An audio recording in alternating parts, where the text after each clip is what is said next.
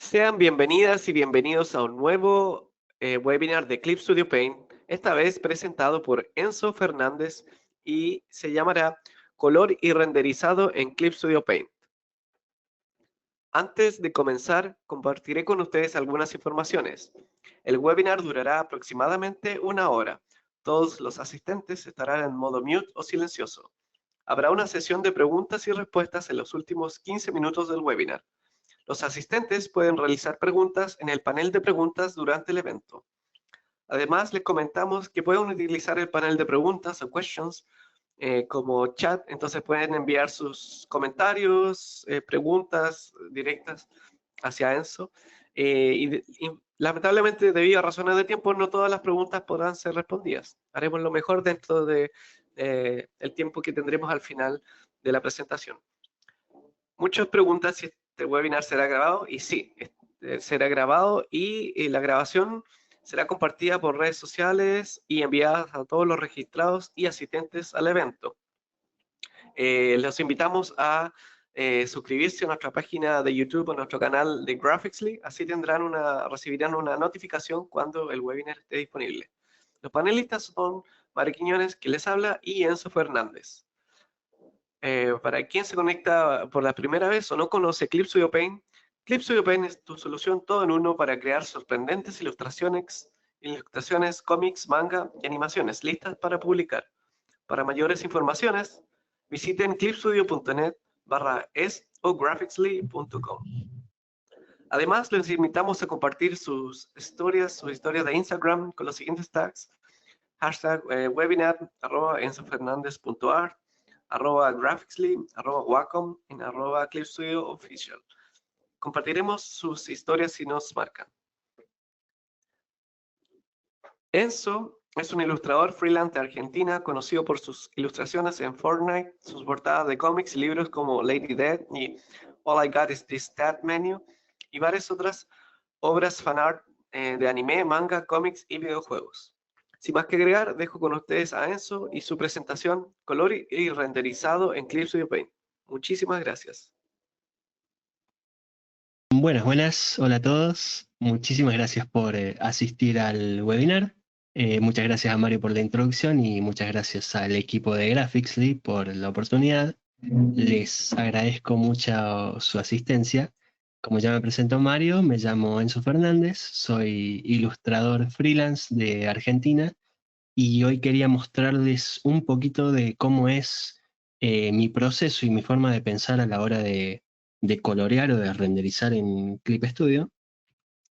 Estas van a ser las cosas que me funcionan a mí, por lo menos es mi forma de hacer las cosas, y espero que les sirva como base para seguir explorando y estudiando y experimentando con sus propios procesos, pero quería mostrarles un poco de lo que son las bases o los fundamentos bastante por encima, eh, para saber qué es lo que uno tiene que hacer a la hora de renderear.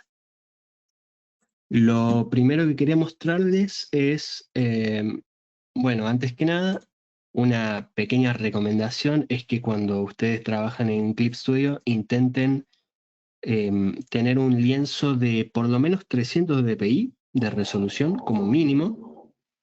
A mí me gusta trabajar en 300 y tamaño, cualquier cosa por encima de los 3000 píxeles suele estar bien. Tamaño A4, yo a veces trabajo en tamaño A3. Eso sería como base. Enseguida les voy a mostrar los pinceles que voy a estar usando a lo largo de esta clase, pero con el permiso de Mario quería comentarles también que estoy preparando un curso de arte para Coloso, que es este que ven acá. Va a ser un curso bastante completo que va a enfocarse principalmente en mi proceso de ilustración de principio a fin, desde boceto hasta la ilustración pulida, y también voy a estar cubriendo muchos de los fundamentos del arte: perspectiva, em, construcción de la figura humana, de cabeza, de manos, teoría de color, composición, render. Así que pueden considerar este webinar como una especie de vistazo a lo que voy a dar en este curso. Obviamente en el curso voy a entrar en mucho más detalle respecto a la teoría de valores y de colores y todo lo que vamos a ver hoy, pero de todos modos espero que el webinar de hoy les sirva. Entonces, las herramientas que voy a estar usando hoy van a ser los pinceles más básicos y por defecto posibles. Tenemos, los descargué de la página de assets de Clip Studio, pueden verlos acá. Como ven, son pinceles muy simples. Tenemos un pincel redondo opaco que no cambia ni tamaño ni de opacidad. Tenemos uno que no cambia de opacidad, pero sí cambia de tamaño. Tenemos uno que no cambia de tamaño, pero cambia de opacidad con la presión. Y tenemos este pincel aerógrafo. Ahora, también voy a estar utilizando un pincel que la verdad no me acuerdo de dónde saqué, pero es un pincel de boceto bastante básico, que ustedes pueden encontrar. Hay muchísimos pinceles de este tipo.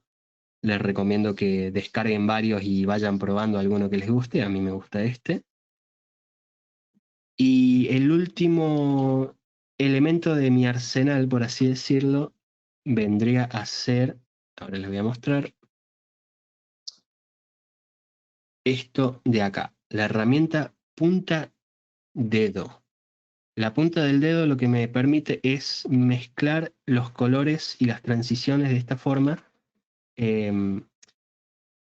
no solamente para mezclarlos, sino para tener un control bastante directo sobre qué tan suaves o qué tan firmes yo quiero que sean estas transiciones. Entonces, a la hora de renderear, obviamente, esto va a ser muy, pero muy útil. Ahora, hay un par de formas distintas de abordar el render. Por ejemplo, lo que hace la mayoría de las personas es hacer una especie de boceto o directamente un line art detallado y empezar a pintarlo por debajo. Como ven, acá tengo colores en una capa inferior y arriba todavía se ven las líneas. Y después comencé a renderear por encima de todas esas líneas y desactivándolas. Esta forma es bastante útil para cuando uno quiere realizar algo que tiene que estar muy detallado, que tiene un diseño muy específico, que tiene que funcionar bien en perspectiva. Y cuando uno requiere precisión, les recomiendo obviamente tener primero el dibujo preparado. Pero la otra forma de trabajar que también me gusta mucho es directamente, a ver, vamos a agarrar unos colores, es directamente empezar a moldear a partir de manchones, de pinceladas, eh, tu, como si fuera, como si fuera arcilla o quizás piedra, ir creando formas tridimensionales, sugiriendo las luces y las sombras, sin preocuparte mucho por la estructura en sí o los detalles en sí de lo que estás haciendo. Por ejemplo, acá puedes empezar a crear una cara a partir de un montón de manchones y de pinceladas, y después más adelante seguir detallando o utilizar la herramienta licuar para modificar las proporciones, etcétera. Esta herramienta es otra que me gusta muchísimo de Clip Studio, la herramienta licuar. Pero bueno, son dos formas de abordarlo. Esta en particular se las recomiendo para que ustedes adquieran un sentido más intuitivo de lo que es trabajar pensando en la tridimensionalidad de los objetos, porque te obliga a no depender de tus líneas y te obliga a depender mucho más de tu control de transiciones y de valores. Entonces yo, por ejemplo, cuando pinto acá, tengo los pinceles mapeados en la tecla B y la herramienta dedo en la tecla N, entonces puedo ir alternando pintar, pintar, pintar, mezclar, seguir pintando, mezclar, y puedo ir moldeando formas con volumen bastante rápido, como pueden ver. Esto está bueno para cuando uno tiene que pintar algo que quizás no tiene necesariamente una forma muy definida o un diseño específico, como rocas, nubes, árboles, cosas por el estilo. Uno puede ir improvisando un poco más y no depender tanto de un liner previo o de un boceto previo.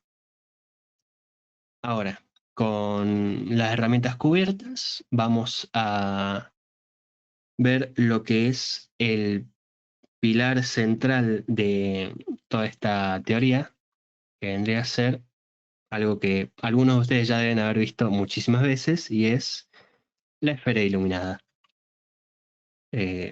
Vamos a hablar un poquito de valores también. Una esfera como esta de acá, o cualquier objeto que existe en un espacio, eh,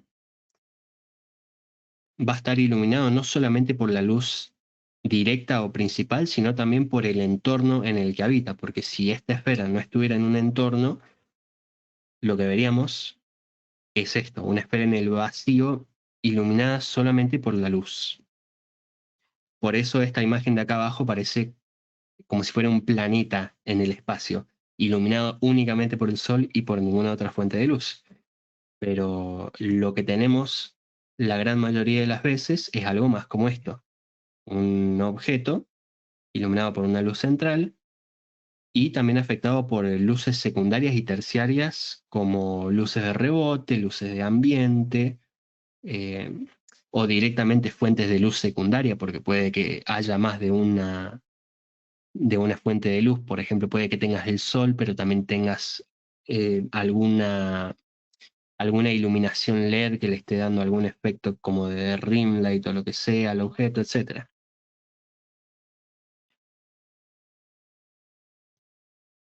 Todos los objetos del universo prácticamente se pueden dividir o simplificar en planos. Se pueden reducir a formas geométricas planares, con cada plano mirando hacia la luz de forma diferente.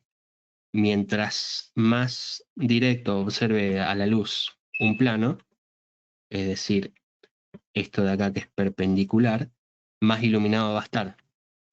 Por eso le da este valor tan clarito, porque los valores un valor es qué tan claro o oscuro está un plano en la imagen.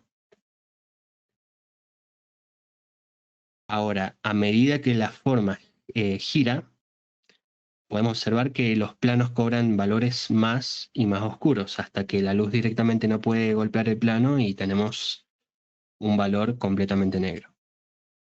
Lo que les decía, podemos reducir las caras, por ejemplo, a formas geométricas más simples, y si lo seguimos simplificando, podemos llegar hasta esto que es un monigote hecho de cubos, básicamente.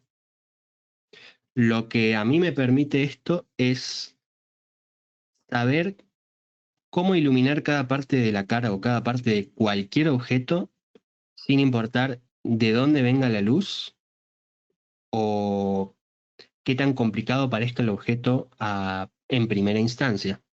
A mí me gusta simplificar todos los objetos que estudio para poder tener una visión tridimensional del mismo más clara, que quizás no es tan fácil de discernir cuando lo ves por primera vez.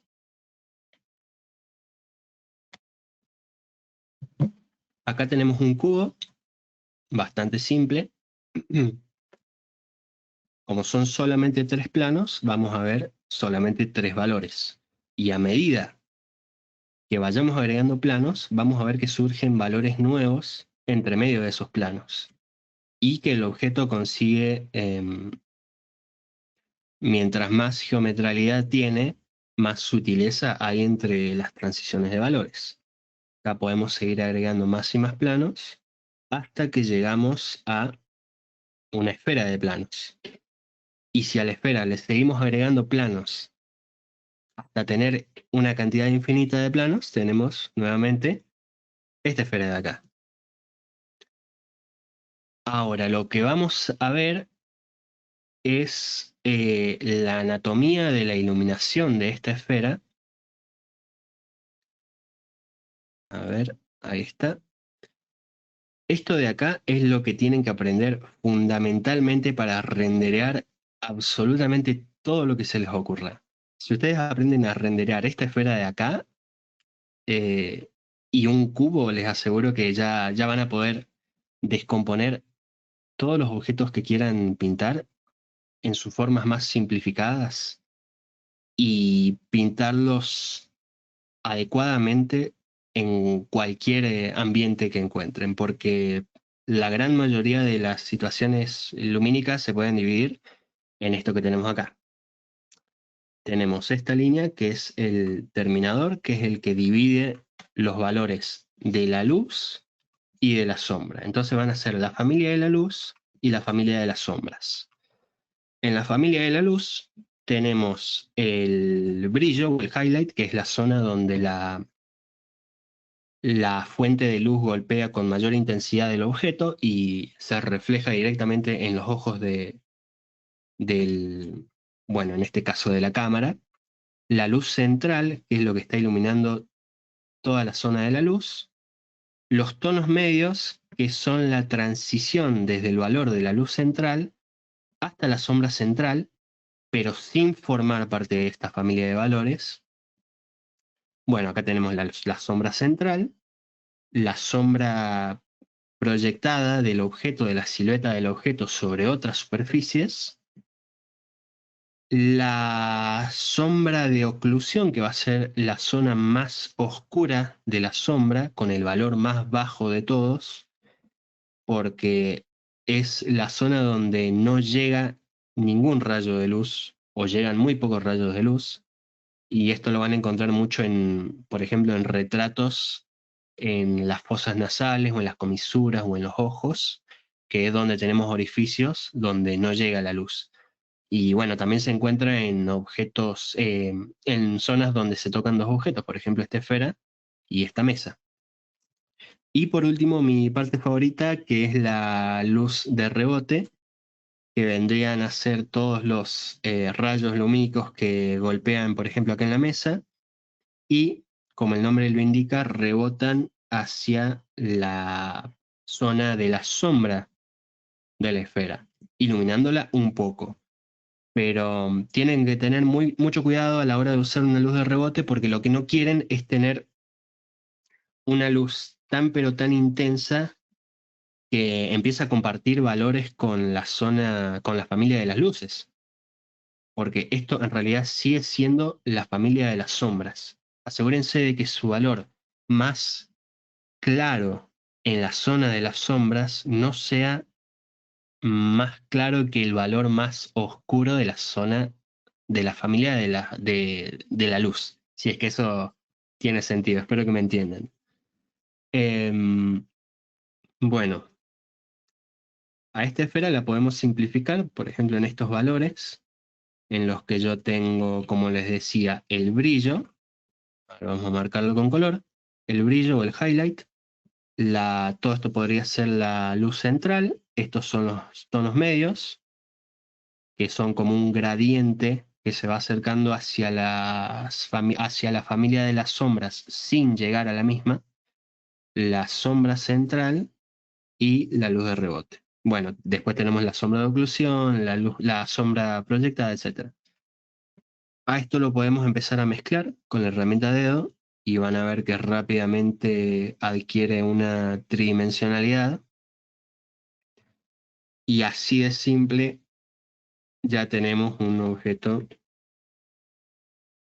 que parece eh, bastante creíble, bastante 3D. En cuanto al brillo, lo pueden dejar bastante duro o lo pueden transicionar un poco más según las propiedades del material. Por ejemplo, si esta esfera fuera muy mate, el brillo por ahí sería muy poco visible o casi invisible. muy difuso.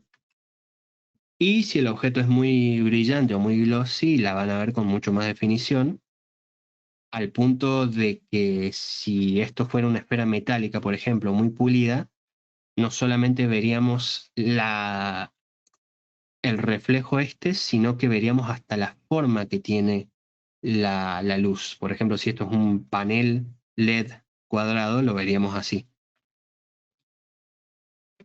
Bueno, tenemos algunos errores comunes que les voy a mostrar a continuación a la hora de renderear ocurren en esta fase en la que tienen que pasar de una esfera simplificada a una esfera 3D o de cualquier objeto simplificado a un objeto tridimensional. Ocurren mayormente a la hora de controlar los tonos medios. Es decir, como les contaba antes, ustedes tienen vamos a hacer a ver, vamos a hacer un gradiente.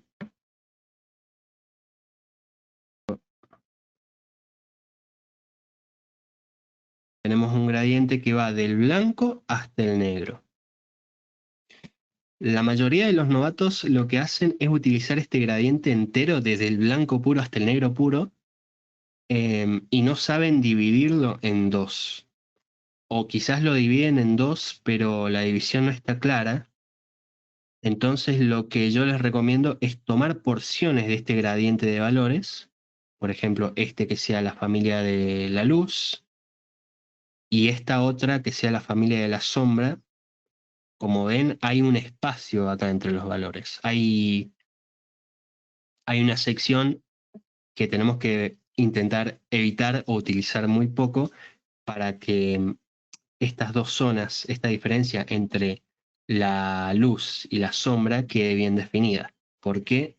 Porque si ustedes empiezan a mezclar los valores de la zona de la luz y de la sombra, tenemos problemas como eh, estos. No sé si ustedes habrán visto este tipo de tatuajes horribles, em, sin ofender a quien sea que haya tatuado esto, pero suele encontrarse este tipo de errores donde la cara parece como llena de carbonilla o grasosa, no sé cómo describirlo, y esto ocurre porque está utilizando valores muy oscuros en la cara donde debería estar iluminada, está utilizando valores que comparte con la sombra. Entonces en esta esfera lo podemos ver. Si Si ustedes me dicen o me piden que divida cuál es la zona iluminada y cuál es la zona sombreada de esta esfera, es mucho más difícil que lo que teníamos acá, porque está mucho más indefinido. Los valores en la familia de la luz se están acercando demasiado a los valores de la familia de las sombras, y entonces podemos tener una cara así, donde no sabes dónde empieza la luz y dónde empieza la sombra. Este error que se ve mucho puede ocurrir no solamente con valores muy oscuros como estos, muy contrastantes, sino también con valores claritos, donde el problema es el opuesto, hay muy poco contraste, pero sigue sin verse cuál es la división entre la luz y la sombra. Ahora, otro error común es casi el error opuesto, que es tener demasiado contraste. Acá tenemos bien definidas la luz y la sombra, pero como pueden ver, no hay suficiente sutileza en los medios tonos. Y controlar los medios tonos es probablemente la parte más importante a la hora de renderear algo que se ve creíble. Acá lo hice a color porque otro problema que suelo ver en novatos es que si hacen esto también lo saben combinar con saturaciones extremas y hacer la piel muy naranja como para compensar la falta de comprendimiento quizás de cómo utilizar los valores medios, los tonos medios. Y por último, otro error común que veo es el llamado pillow shading, que acá lo he combinado también con otra cosa que les recomiendo que eviten, que es sombrear con aerógrafo. Porque si ustedes, hay gente que piensa que quizás para renderear realísticamente tienen que tomar un pincel suave como un aerógrafo y empezar a pintar. Porque dicen, bueno, es suave, hay más transiciones y entonces me va a dar un efecto realista. El problema de eso es que si... El problema de eso es que te roba justamente de tu propia capacidad de generar esas transiciones. Porque lo que uno busca en realidad es tener control de, de qué tan firmes o de qué tan suaves van a ser esas transiciones desde los valores claros hasta los valores oscuros.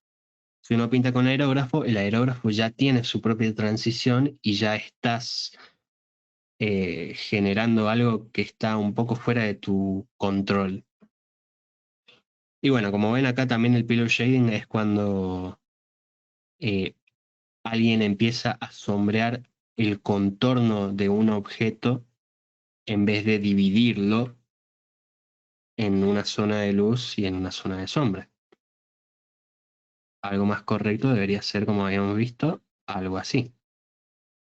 Y quizás un poco de luz de rebote por acá abajo para darle más tridimensionalidad.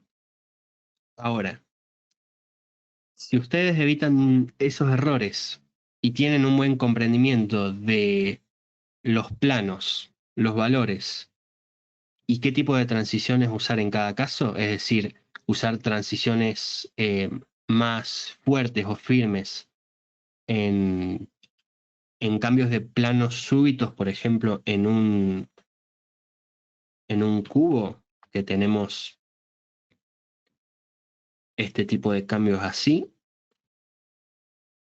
a diferencia de una esfera que tiene un cambio mucho más gradual. Si ustedes aprenden a controlar esas transiciones, van a poder lograr renderear de forma bastante realista, porque la verdad que mi método de pintar se reduce a simplemente eso, tener los valores básicos de luz y sombra. Ahora lo voy a hacer con color para demostrarles. Un valor de luz, un valor de sombra y empezar a mezclar donde sea adecuado y con la firmeza que sea necesaria. Mientras más mezcles, más curvo o más suave va a aparecer el objeto que estás pintando. Ustedes deberían poder llegar a un resultado similar a este. Y si siguen suavizando esta cara, por ejemplo, que la hice bastante planar, pueden llegar a algo más sutil como esto. Ahora, por último, ya habiendo visto toda la parte teórica y espero que se haya entendido mi explicación, lo que voy a hacer a continuación es darles una pequeña demostración de cómo yo pinto y cómo rendereo a partir de un boceto, aunque esto más que un boceto ya casi es liner porque me dejé llevar un poco, y utilizando un poco de referencias y un poco de inspiración. Por ejemplo, acá tenemos referencia de iluminación. Con suerte, con esta demostración van a poder comprender un poco cómo es toda esta teoría aplicada en la práctica y cómo yo, yo lo aplico en mi propio proceso.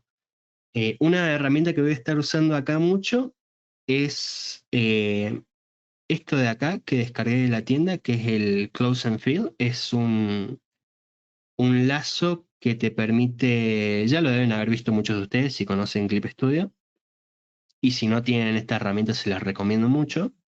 Lo que te permite es tomar, por ejemplo, este line art, apretamos acá, establecer como capa de referencia, y si creamos otra capa y usamos esta herramienta que descargamos con un color específico, por ejemplo azul, podemos encerrar una zona de nuestro line art en otra capa y, y no funcionó. ¿Qué pasó? Eh, em, ok, acá está el problema. Este no es mi line art. Este es mi line art. Indicamos como capa de referencia y ahí está. No se dan idea lo mucho que esta herramienta me sirve para ahorrarme tiempo de estar pintando los flats. ¿Ven? Podría haber estado como 5 o 10 minutos pintando todo eso en detalle y con el lazo mágico este lo puedo hacer en cuestión de un solo giro del lápiz. Y a partir de ahí, por ejemplo, podemos hacer capas nuevas y empezar a elegir qué colores vamos a usar en la piel. Acá mi idea va a ser darle como una especie de armadura, como este bichito que vemos acá, no sé cómo se llama, este escarabajo. Pero también darle, para mostrarles cómo rendereo metal, darle esta calidad como de oro. Y también tengo esta referencia que saqué de una cabeza de Azaro que tengo impresa para la iluminación, para darme una idea de cuáles van a ser las sombras, las zonas de las sombras y las zonas de la luz. Como ven acá está súper definido y eso que no es una luz muy fuerte lo que tengo. Y les recomiendo muchísimo que utilicen ya sea referencia fotográfica o en 3D o maquetas, lo que sea, para, para lograr, ¿cómo se dice? Para definir bien cuáles van a ser sus sombras y cuáles van a ser sus luces y no confundirse tanto a lo largo del proceso. Entonces, bueno, básicamente lo que voy a hacer ahora es seguir creando capas con los flats, los colores planos, que le voy a dar a cada parte. Por ejemplo, acá en el pelo vamos a hacer algo así. Eh, Ahí está. A la hora de pintar metal como oro, que vamos a hacer acá en el cuerpo, lo que yo les recomiendo es no tomar un valor tan clarito como un amarillo intenso o un naranja, y en vez de eso, como ven en esta referencia, tomar un valor bastante, bastante oscuro. Por ejemplo, debería funcionar algo como esto, quizás un poquito más saturado, un poco más oscuro. Y después podemos, ya cuando empecemos a renderizar, indicar el color mismo del oro a partir de los brillos y de los highlights y de la luz de rebote, todo eso, porque lo que nos va a informar, la, lo que nos va a informar el color de un metal generalmente son este tipo de luces, los brillos, cosa que no sucede tanto en la cara. En la cara ya vamos a poder ver la- las cualidades de la misma con el color base que tiene, el color local, las luces y sombras. Lo que voy a hacer antes de empezar a renderizar la cara es darle un poco de variación tonal, porque la piel en la cara no es uniforme, tenemos valores más rojizos en esta zona. Siempre al principio me gusta exagerarlo y después lo voy acomodando un poco. Quizás valores un poco más amarillentos en la zona de la frente y valores más desaturados acá abajo. Y ya después podemos empezar a mezclar quizás algunos valores desaturados en alrededor de los ojos, valores más cálidos en la nariz, en las mejillas. Todo esto sigue siendo color local sin siquiera estar pensando en la iluminación de la cara, porque eso lo vamos a cubrir a continuación. Ahora, el siguiente paso de esto es definir cuáles van a ser mis luces y mis sombras. Y para eso voy a utilizar este pincel eh, duro con variación de tamaño, pero sin variación de opacidad. Y voy a tomar siempre variando el tono, siempre variando el tono, la saturación y el valor. Porque, ¿qué pasa?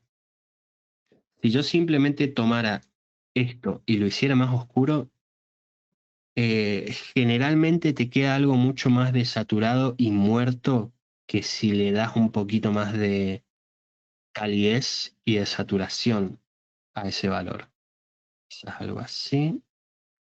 Vamos a usar esto, un poco más oscuro. Y me voy a estar guiando de nuevo con la cabeza de Azaro que pegué acá. Algo que hago bastante seguido mientras trabajo es dar vuelta el lienzo, porque me permite como refrescar un poco el cerebro y ver quizás algo que no estoy viendo.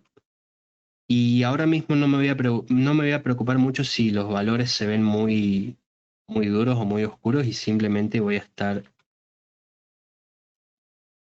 eh, creando una división entre las luces y las sombras, porque de las transiciones nos vamos a ocupar en el próximo paso.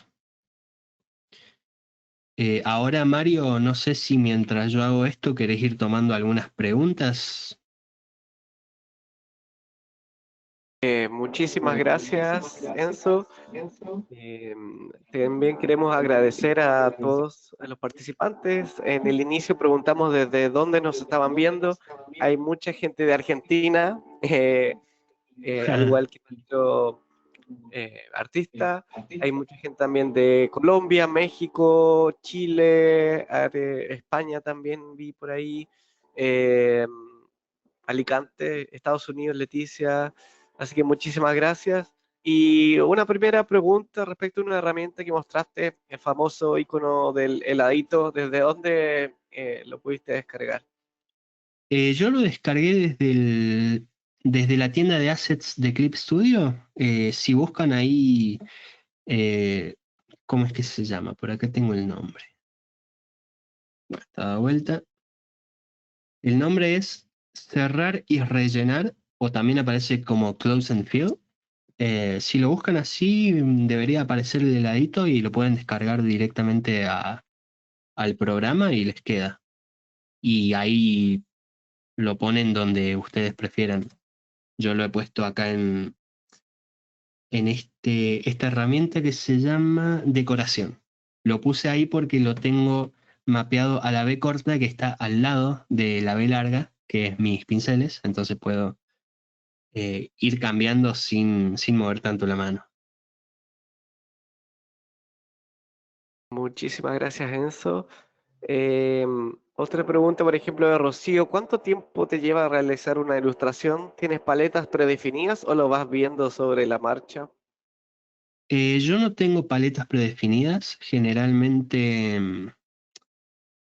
lo voy haciendo sobre la marcha o me voy inspirando de quizás otras obras o quizás de alguna fotografía o lo que sea, pero no tengo paletas predefinidas.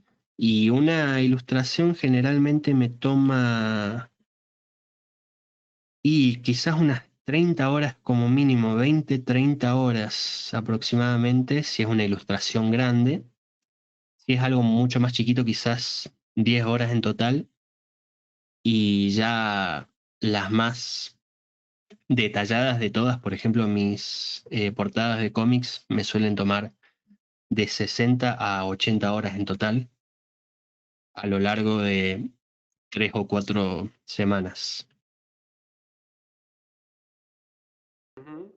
Em, y Enzo, otra pregunta es sobre quiénes son tus referentes de color o cómo aprendiste a dominar esta técnica. Referentes tengo muchísimos porque hay muchísimos artistas que me gustan y me encantan, pero diría que aprendí todo esto de teoría de luz y color más que nada del canal de Proco en YouTube y del canal de Marco Bucci con B larga, también un poco de Cynix Design.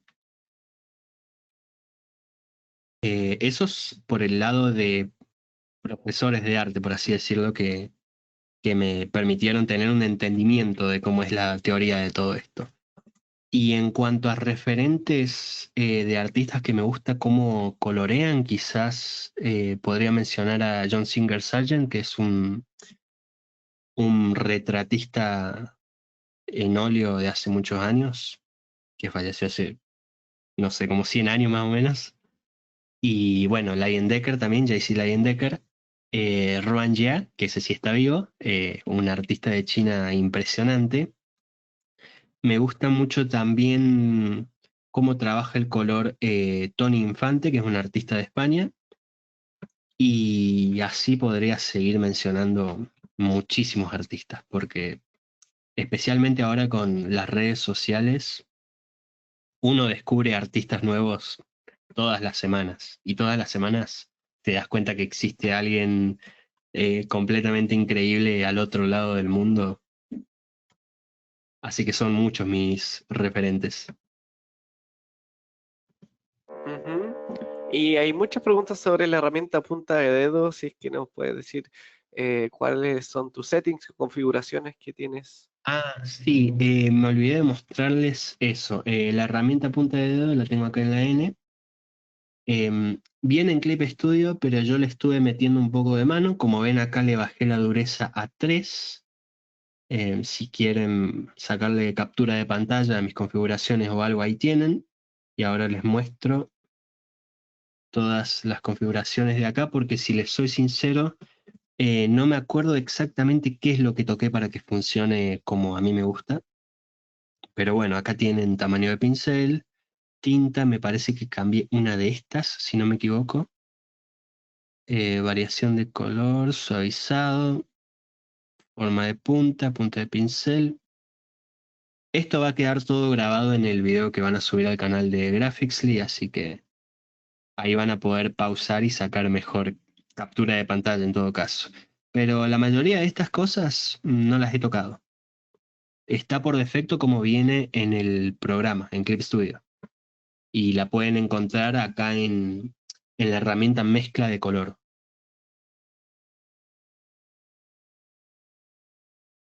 Genial, Enzo.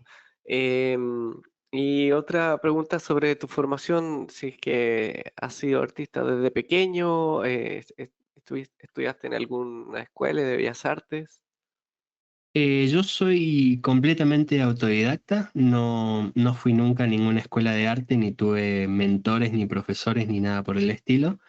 Tampoco hice ningún curso de arte, así que todo lo que he aprendido lo aprendí gracias a canales de YouTube como los que mencioné y a libros de arte como por ejemplo mucho de lo que sé de luz y color lo aprendí con un libro que se llama Luz y Color de James Corney, que es un paleoartista impresionante.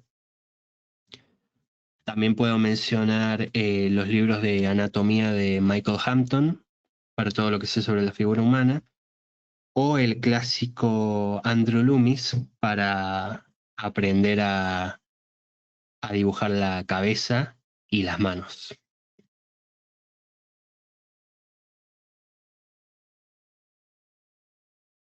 Ujú. Otra pregunta es sobre superficies. ¿Hay algunas superficies más complejas que otras para realizar color y sombreado? Mm, yo diría que todo se puede simplificar, o sea, hasta un campo de flores se puede simplificar a un plano con distintos colores locales, pero si tuviera que decir algo muy difícil de renderear, probablemente sí sería justamente algo así muy detallado como un campo con mucha vegetación o una selva, aunque también te da más libertad a dar pinceladas sin preocuparte tanto por si es técnicamente correcta o no cada pincelada que das. Pero algo que me suele costar bastante también es el pelo. A día de hoy me sigue costando renderear el pelo porque, no sé, porque capaz que porque tenemos una imagen mental de lo que es el pelo bastante simbólica, similar a lo que pasa con los ojos, que por ahí un artista novato empieza dibujando ojos así porque no sabe que quizás es una esfera con párpados que tienen su tridimensionalidad y su posición en el espacio, bla, bla, bla. Y con el pelo me sucede por ahí que lo reduzco mucho a simbolismo en vez de pensar, eh, o sea, estoy pensando mucho en que es pelo en vez de disminuirlo a su forma geométrica y a su calidad como material, que el pelo en realidad es un material bastante metálico si te pones a pensar. Así que diría que el pelo es bastante complicado todavía para mí. Ujú. Y otra pregunta es sobre si tienes algún proyecto o arte que has desarrollado y que sea preferido, ya sea por la complejidad que tuvo, el proceso que te llevó a hacerlo.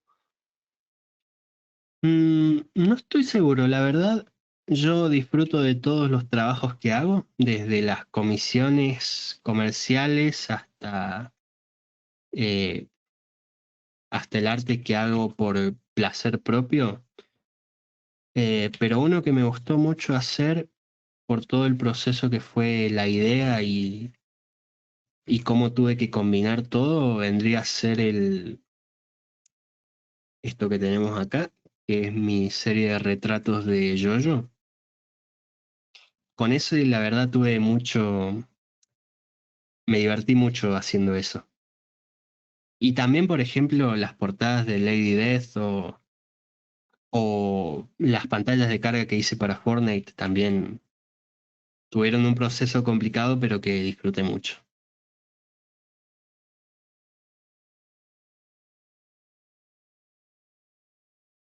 Y otra pregunta aquí de Edgar Pérez. ¿Hay algún tip o sugerencia para saber dónde rebotaría la luz o es mejor, como comentas, tener referencias para mejor visualización? Sí, uno va consiguiendo un sentido intuitivo de cómo rebota la luz a medida que estudia fotos reales y que observa el mundo a su alrededor, pero también entra mucho eh, ser un director de fotografía mientras estás pintando, porque cuando pinta no solamente es un dibujante, sino que también tiene que ser un escultor, a veces un maquillador y en casos como estos, un director de arte. Y uno puede exagerar, aumentar o disminuir la luz de rebote según lo que a uno le parezca. Entonces, en este caso, no la voy a empezar a agregar ahora, pero para mostrarlo rapidito, yo puedo imaginarme que ella está situada, por ejemplo, en un ambiente desértico con luz solar muy fuerte que va a rebotar en el piso y va a iluminar bastante su cara. O puedo decir que está, qué sé yo, en un puerto marítimo y le rebota la luz del agua, entonces va a estar iluminado por luces mucho más frías. Es bastante cuestión de gustos, pero como regla general hay que tratar de mantenerse en en la zona de valores de las sombras, siempre. Nunca exagerar tanto la luz de rebote porque ya deja de ser luz de rebote y empieza a ser una luz secundaria. Acá ya tengo mapeado lo que van a ser las luces y las sombras y ya con esto lo que puedo empezar a hacer es, antes de mezclar los colores, voy a seguir introduciendo, por ejemplo, acá como ven le bajé un poco la intensidad al line art y puedo empezar a introducir quizás algunas sombras de oclusión que van a ser mucho más oscuras y que me van a dar gran parte de la tridimensionalidad del dibujo.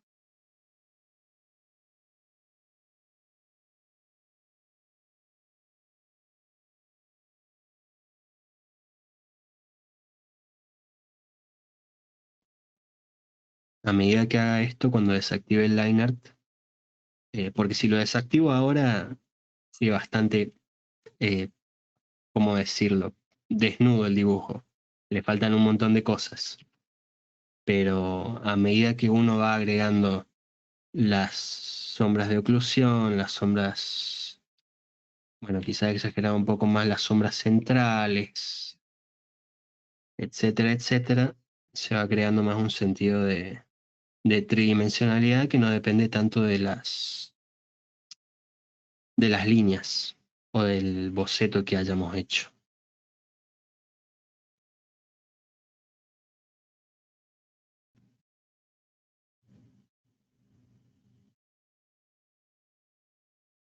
Acá estoy aplicando sombras de oclusión en todas las partes donde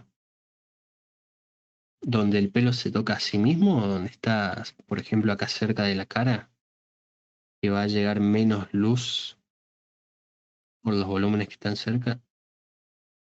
Y estoy intentando tener autocontrol de no empezar a mezclar todavía porque les quiero mostrar lo que va a ocurrir cuando tenga todo en su lugar y empiece a mezclar bien.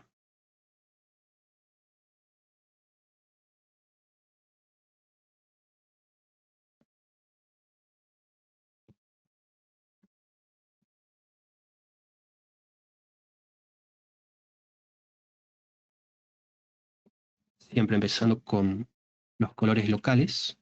Color local siendo el color real del objeto sin que uno tenga en cuenta cómo la luz afecta a cada ese color. Entonces, es lo que llamamos los flats. Los flats son el color local y después empezamos a agregar luces y sombras. Bueno, acá ya tengo luz directa, sombras centrales, sombras de oclusión. El color local está como más o menos lo quiero.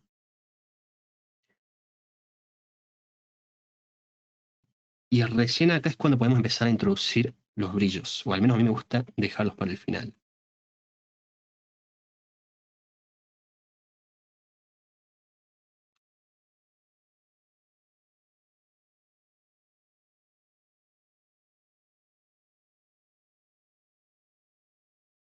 Y acá me voy a guiar un poco de nuevo con mi referencia. Ven que puedo ver acá este plano en particular en la frente, este cuadrado va a estar lo más iluminado en esta situación, así que vamos a hacer esto. Debería también darle una sombra proyectada del pelo sobre la cara. E incluso un poco de oclusión ambiental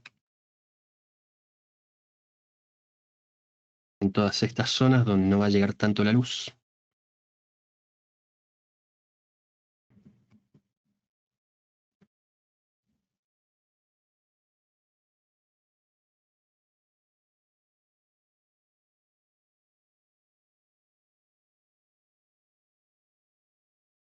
Y ahí empieza a cobrar bastante más tridimensionalidad. Lo que me estoy olvidando son lo que hablábamos recién, las luces de rebote. Bueno, yo voy a interpretar que hay justamente una especie de desierto quizás en el que está ella, así que vamos a tomar color cálido, empezar a aplicarlo especialmente en los metales. Con los metales pueden exagerar bastante más la luz de rebote porque al ser más reflectivos, justamente se va a notar más este efecto.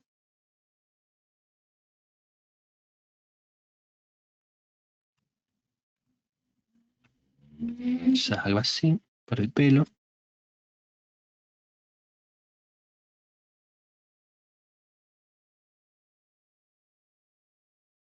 Si tienen alguna duda más sobre las herramientas que estoy usando, me dicen.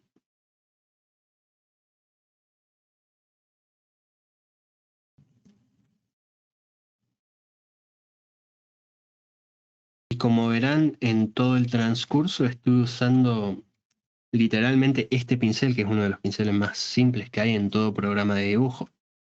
Tengo pinceles más con calidad más tradicional, por así decirlo, pero estoy evitándolos a propósito para mostrarles que no necesariamente va a ser el pincel lo que le dé una calidad realista a tu dibujo. Acá ya empezamos a ver un poco más las sutilezas. Recién ahora estoy haciendo zoom. Como verán, estuve pintando de lejos todo este tiempo. Y empiezo a prestarle mucho más atención a mi referencia y cómo varían los tonos medios. Y ya que definimos las zonas de luz y sombra, es ahora cuando empezamos a crear esa transición en las diferentes zonas del dibujo según cómo varíe cómo gire la forma geométrica o volumétrica del objeto, en este caso de la cara.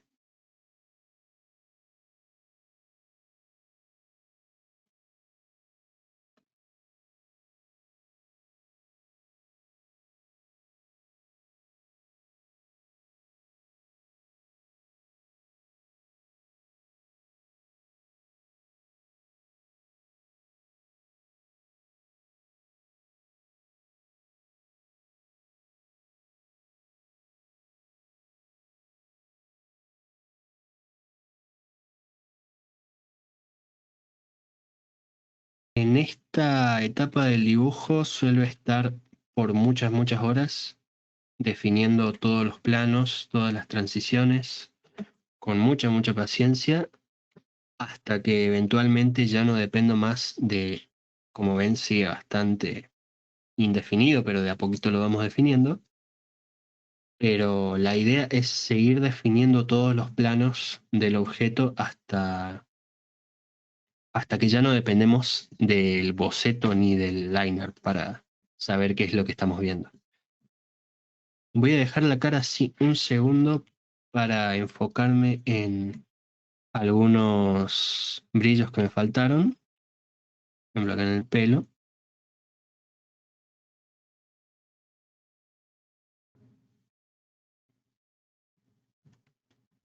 Y empezar también a introducir algunos tonos medios más. Siempre intentando no adentrarme demasiado de la familia de las luces a la familia de las sombras.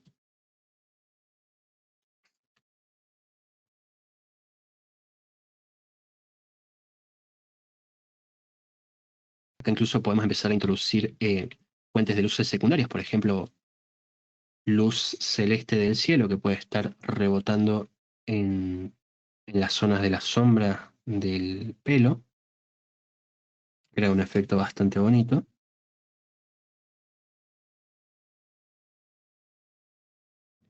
Entonces, si ustedes se imaginan este peinado como una esfera, podría ser algo así. Tenemos la esfera, luz central, tonos medios, el brillo, bastante blanco, bueno, no se va a ver ahí, está. La luz secundaria del cielo celeste, por acá, y la luz de rebote del suelo, que va a ser estos colores cálidos. A ver, ahí si le pongo una sombrita se nota más.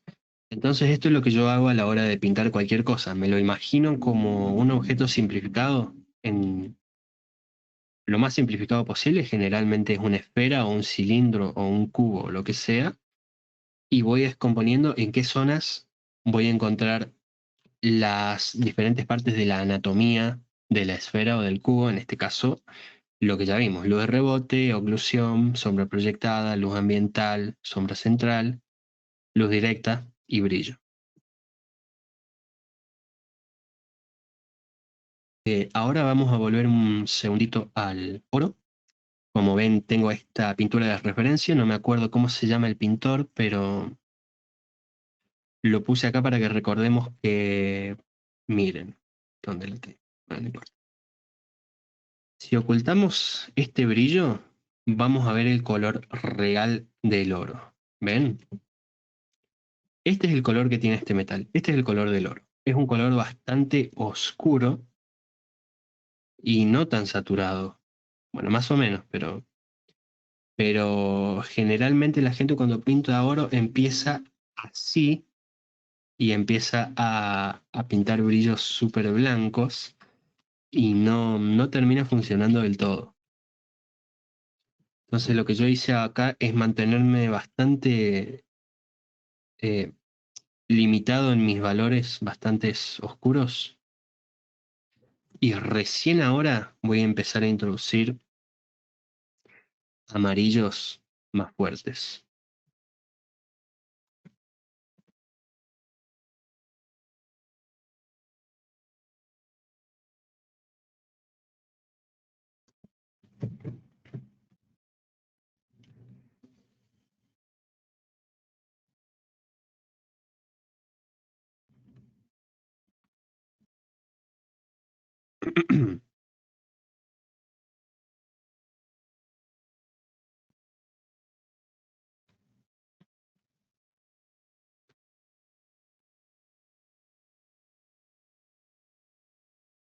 Por ahí en esta etapa del proceso ya comienzo a desactivar la capa de líneas y empiezo a definir las cosas mucho más adrede con el pintado.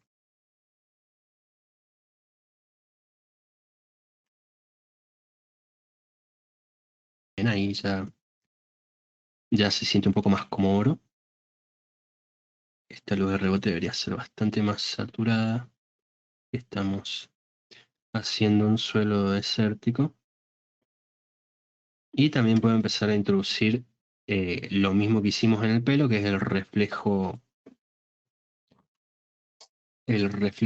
del cielo.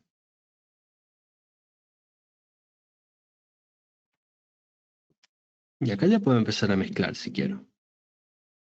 Vamos a empezar a mezclar un poco.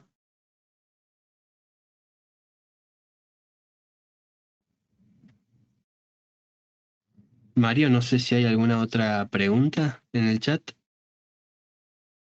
Sí, hay bastante. Estábamos admirando el proceso también para no interrumpirte. Gracias, gracias.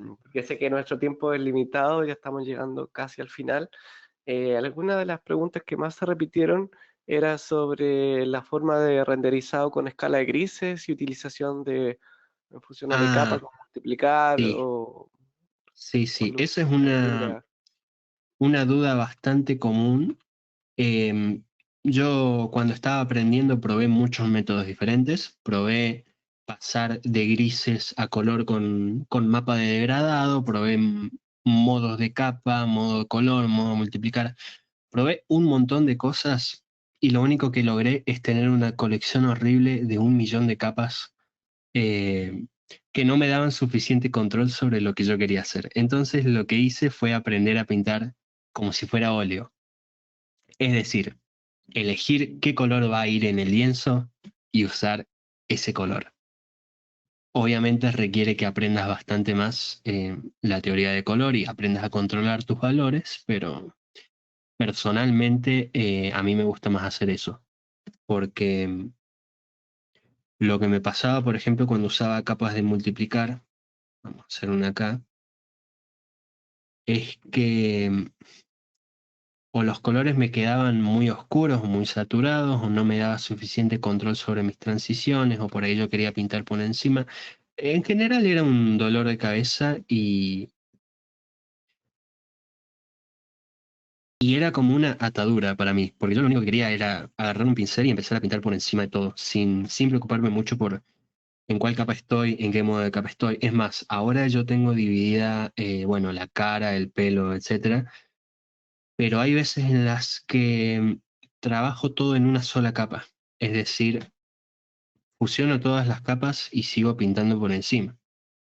Y me parece a mí que es mucho más valioso y personalmente se me hace más fácil aprender a pintar de esta forma, directamente con los colores que vas a usar, en vez de estar subiéndole y bajándole la opacidad a las capas de multiplicar o moviendo los sliders de los mapas de degradado.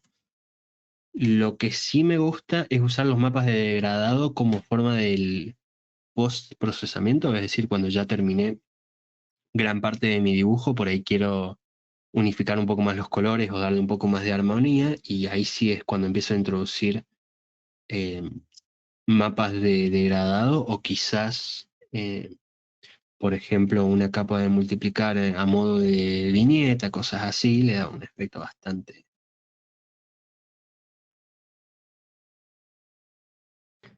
profesional, quizás, cosas así. Pero eso, lo intento reservar para el postprocesado en vez de que sea una parte crucial de todo momento en el que estoy rendereando, porque al menos en mi caso me da más dolores de cabeza que otra cosa.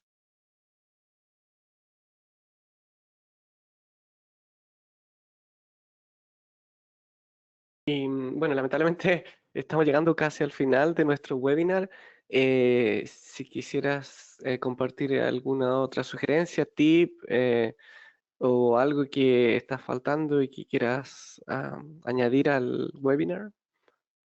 Mm, Supongo que volver a insistir en que aprendan estas no sé cuántos elementos, creo que son unos 1, 2, 3, 4, 6 elementos más o menos, es decir, luz directa, sombra central, tonos medios, brillo, luz de rebote. Hacer muchos estudios de formas geométricas básicas, por ejemplo, tomar fotos como esta de la esfera y estudiarlas a mano, pintarla a mano. Y bueno, visitar los canales que mencioné en YouTube, que es a fin de cuentas gran parte de donde yo aprendí, canales como el de Proco, que son como una biblioteca de Alejandría para artistas, sinceramente es un canal excelente. También el canal de Graphixly, porque tienen muchísimos otros webinars de otros artistas que también han enseñado su proceso, su teoría. Aprovechen como se dice, la tienda de assets de Clip Studio. Y no sé qué más añadir, creo que eso es todo. Muchas gracias por asistir al webinar, espero que les haya servido de algo. Y gracias por tenerme paciencia. Y no sé, creo que eso es todo. Muchísimas gracias, Enzo, por esta increíble clase, masterclass que hemos tenido hoy contigo. Sabemos que el tiempo de renderizado también es mucho más Sí, que sí, 45 minutos, sí. nos quedamos cortos, Esto pero lo hice acelerado así en estos, creo que van unos 20 minutos, pero obviamente esto es algo que me suele tomar a mí horas y horas. sí, ¿no? Y lo Pero, entendemos por lo mismo. Hay gente mandando mucho cariño, por ejemplo, Candela no es una pregunta, pero quiere decir que Enzo es un genio del arte. Otra, oh, muchas muchas gracias por los tips de gracias. Paul. Saludos, Enzo, Orgullo Argentino de Micaela. Muchas gracias por el Muchas gracias, webinar. muchas gracias. Julia, hay un montón. Saúl, Francisco, Yanela, Paul, Melanie, Sebastián, Edgar, Daniela, Wow. Gregorio, muchas gracias, muy interesante. Gracias, Enzo, te amo, también alguien por ahí. Así que em, Bueno, quería muchísimas agradecerles también gracias. a todos los que asistieron en el webinar y especialmente por tenerme paciencia porque es la primera vez que que doy una clase así y estaba bastante nervioso antes de entrar, pero espero que les haya servido y que haya quedado claro el material que les di. Totalmente, Enzo, así que agradecemos tu tiempo. Y antes de irnos, quiero compartir una última información. Aprende más sobre Clip Studio Paint a través de nuestro sitio web clipstudio.net/es o graphicsly.com. Eh, Como Enzo dijo, este webinar está siendo grabado y lo subiremos a nuestro canal de YouTube. Eh, Sigan o suscríbanse a Clip Studio Paint Channel y al de Graphicsly. En el canal de Graphicsly podrán ver, hay una playlist donde están todos nuestros webinars en español, en inglés, italiano, francés, alemán, portugués. Entonces, pueden ver diferentes procesos de otros artistas, como mencionó Enzo, y aprender de forma gratuita a través de estos webinars. Y por favor, no dejen de seguir a Enzo y sus proyectos a través de sus redes sociales como enzofernandez.art o Enzo Fernández en Instagram, Twitter o X, Cara y ArtStation. También habrá Linktree, imagino. Entonces, sigan a Enzo en todas sus redes. Agradecemos nuevamente su participación en vivo y a quienes están viendo la grabación.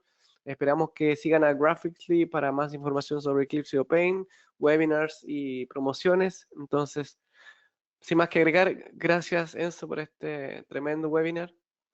Muchísimas gracias, Mario. Muchísimas gracias por tenerme y un millón de gracias de corazón a todos los que están viendo. Son muchísimas personas y no me esperaba que fueran tantos. Exactamente, así que gracias a todos. Estén atentos a un próximo webinar en las redes de Graphicsly o Clip Studio. Nos esperamos en un próximo evento. Chao, chao. Muchas gracias. Chao, chao.